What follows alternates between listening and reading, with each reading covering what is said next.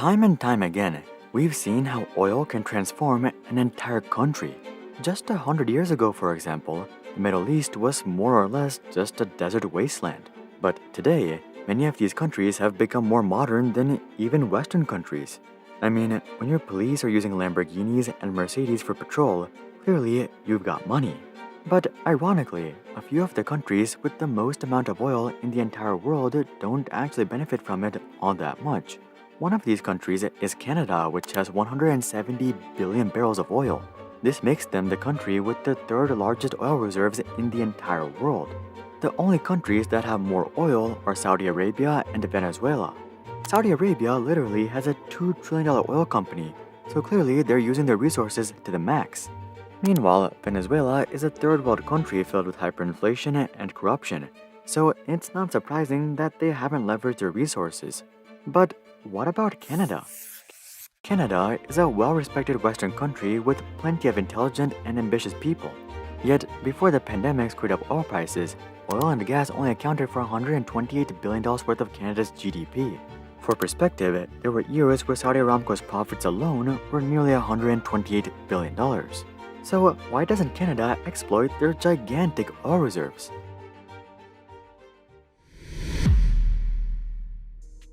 One of the biggest challenges that Canada has faced in terms of oil is competing in the global market. You see, there are several different types of oil, and not all oils are created equal. Onshore Middle Eastern oil, for example, is one of the easiest to extract and refine. Meanwhile, the type of oil Canada has, oil sands, is one of the hardest to extract and refine. The reason for this is that oil sands aren't even a liquid form of oil. Oil sands are actually a combination of oil, sand, clay, and water that create this tar-like substance. So you can't just set up a bunch of oil pumps and ride these to the moon. Instead, you have to engage in one of two complex mining and separation processes. For deposits found on the surface, the oil sands first have to be strip mined. Then, they have to be run through hot water to isolate a substance called bitumen.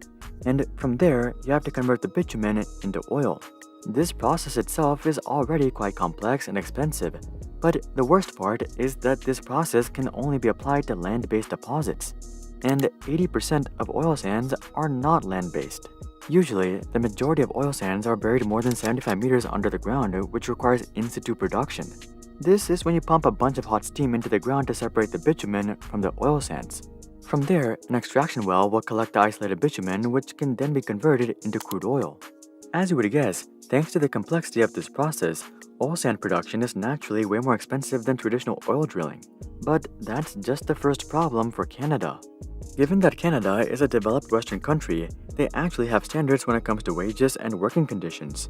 In Alberta, for example, the average wage for oil and gas workers is $36.52 per hour, which works out to roughly 75,000 Canadian dollars per year. Even if we look at the lowest 5% of oil workers in Alberta, they're paid 15 Canadian dollars per hour or 31,200 Canadian dollars per year. In terms of US dollars, this is equivalent to roughly $24,000 per year. Most Westerners probably wouldn't classify this as a high salary per se, but compared to Saudi Arabian standards, this is insanely high. The average laborer in Saudi Arabia only makes 36,000 riyals per year or about $9,500 per year. This means that Saudi Aramco can hire 2.5 workers for every employee Alberta hires. Also, I suspect that Alberta likely has better benefits and fewer working hours per week, so the ratio is even more skewed in Saudi Arabia's favor. Considering all of this, it's simply impossible for Canada to compete in terms of price, and this is why Canadian oil is the most expensive in the world. The average barrel of oil from Canada has a break-even cost of $74 per barrel. Meanwhile, the average barrel of oil from the Middle East has a break-even cost of just $29 per barrel. With these numbers, it's not even a competition. Canada would have to lose $45 per barrel just to match Middle Eastern prices. Meanwhile, the Middle East only has to lose $29 per barrel to offer their oil for free. With such a massive pricing disadvantage, it's no wonder why Canada's oil industry isn't that lucrative. While Canada can never reach the profit margins reached by the Middle East, this doesn't mean that they can never turn a profit. You see, oil prices are oftentimes way higher than $74 per barrel. Between 2004 and 2014, for example, oil prices were regularly over $100 per barrel. So Canada had plenty of time to run a profitable operation. But this never really came to fruition due to their location. The Middle East is literally located in the perfect place to serve a global market. On one side, they have Asia. On another side, they have Europe. On yet another side, they have Africa. And on their last side, they have the ocean. This gives them a massive advantage when it comes to building robust freight networks, trucking networks, railroads, pipelines, and so on. Meanwhile, Canada has the United States, and that's pretty much it. If they want to export oil to any other country, their only option is to use the sea. And Canada has basically completely neglected this option given that 99% of their oil ends up in the North American market. Honestly, there doesn't seem to be any clear reason as to why they haven't grown their freight operation. The main bottleneck seems to be that their oil infrastructure is heavily underdeveloped, which has made it extremely difficult to transport oil from Alberta to the Pacific coast. There have been a few projects that have attempted to solve this issue, but more times than not, these projects were plagued with issues and setbacks. Take the Trans Mountain Pipeline for example. This project was designed to help transport oil from Alberta to the coast of British Columbia, and it was commissioned way back in 1951. Work on this project progressed pretty quickly, and the Canadians had the pipeline up and running by 1953. But to this day, this pipeline is the only pipeline that connects these two areas. For nearly 10 years now, Canada has been trying to add a parallel pipeline to this project, but due to politics and environmentalists, this project has been constantly delayed. The latest delay has pushed the completion date into Q3 of 2023, but who knows if that'll actually play out. In the meantime, Canada's oil industry is basically 100% dependent on the US. Fortunately, the US is the world's largest oil consumer, so Canada has plenty of demand for their oil. But this also puts them in a super awkward position. The US is well aware that they can single-handedly make or break Canada's oil industry, so they're not exactly motivated to play nice. In fact, they prefer to essentially blackmail Canada into giving them a significant discount of up to $20 per barrel. Factoring in this discount, Canada's break-even price for oil isn't just $74 per barrel, but more like $94 per barrel. Really, they need oil to be over $100 per barrel to have any shot at making a profit. Hopefully, the Trans Mountain expansion project will be completed soon and Canada can start exporting to Asia as well. But in the meantime, Canada is not only cursed by the type of their oil, but also by their location and dependence on the US. At this point, you might be thinking that things can't get any worse for Canada, but the reality is that they can, and they have. Aside from having to fight this massive uphill battles with oil sands and their location, Canada also has to put up a serious fight with environmentalists. Now, it's natural for any fossil fuel-based operation to gain some opposition, but oil sands garner especially high opposition because they're especially harmful to the environment. You see, the process of converting oil sands to usable oil is not only a long, expensive, and complex process, but also a water and energy-intensive process. To make things worse, the process does not exactly release the kindest byproducts either. In fact, oil sand extraction emits up to 3 times more global warming pollution than traditional oil extraction. And it's not just oil-based pollution either. Oil sand production not only depletes freshwater sources, but it also creates gigantic ponds of toxic waste. Considering this, it's not surprising that environmentalists are all over this. In fact, environmentalists are one of the main reasons that the Trans Mountain expansion project has had so many delays.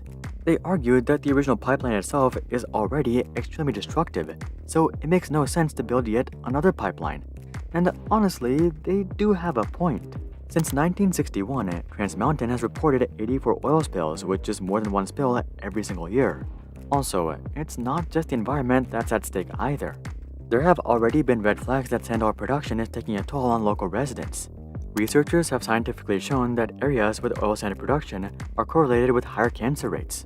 Now, of course, correlation does not mean causation, but honestly, the link is clear as day. Taking a bigger picture view, it's not just Canada's environment that would be hurt by oil production. The goal of producing oil is to sell it to countries that need it. And when these countries use said oil, they'll be polluting their own ecosystems as well. Now, of course, you could make the argument that if these countries didn't buy from Canada, they'll just buy from somewhere else, and that's absolutely true. But from an ethical perspective, it wouldn't be Canada that's supporting said pollution. Now, you might be saying, how does that change anything? Well, the thing to note is that Canada does not need to sell oil to do well. They're already doing well. The same, however, cannot be said about most Middle Eastern countries that are 90% dependent on oil revenue. So it makes sense to leave the polluting to countries that have to do it and avoid polluting yourself, especially when you don't have to do it. In the end, Canada doesn't just have one of the world's largest oil reserves, but also one of the world's most problematic oil reserves. Oil sands are expensive to extract, they're super harmful for the environment, and Canada doesn't have the infrastructure to transport large amounts of oil. Despite all these obstacles, it seems like Canada may actually have an opportunity to grow the oil industry substantially in the coming years thanks to Russia.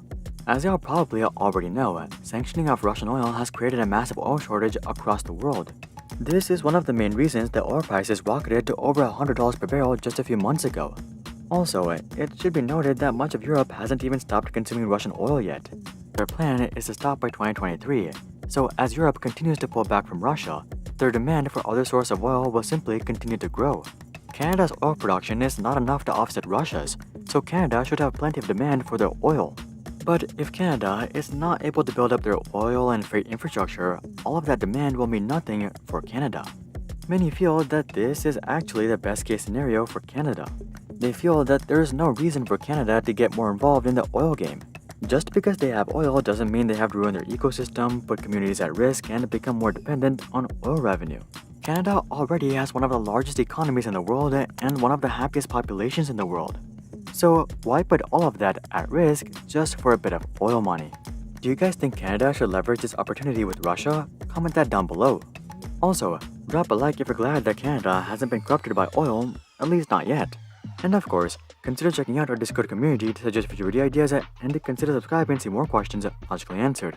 But until then, I'm Hari, and I'll see you guys on the next one.